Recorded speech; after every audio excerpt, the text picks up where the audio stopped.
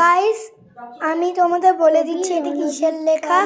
রণজিৎ পালের লেখা guys, school থেকে বুঝলেন বাবুরা। এবার এই ভিডিওটাকে প্লিজ লাইক এন্ড সাবস্ক্রাইব করুন।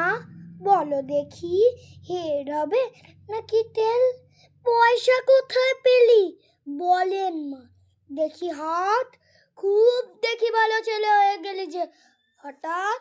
তা তো নয়, আসলে মা দুখানা খবর আছে। কোনটা যে প্রথমে বলি ভেবে পাচ্ছি না যে। একটা মা ফাটাফাটি, কিচ্ছু নেই ভুলতো। অন্যটা যে কি যে বলি, একেবারে উল্টো। ঠিক আছে, ভালো যেটা সেটাই প্রথমে বল, খারাপটা মেনে নেব, ভাগ্যের ফলাফল। রেজাল্ট দিয়েছে আজ, হাতে নিয়ে দেখলাম ফার্স্ট বয়। কে বলো তো? তোমার এই বাবুরাম।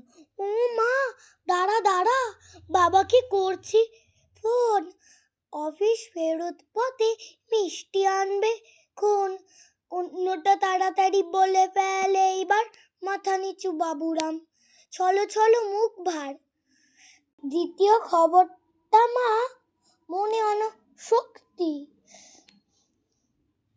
লিস্টের শেষে লেখা বাবুরাম সরখেল।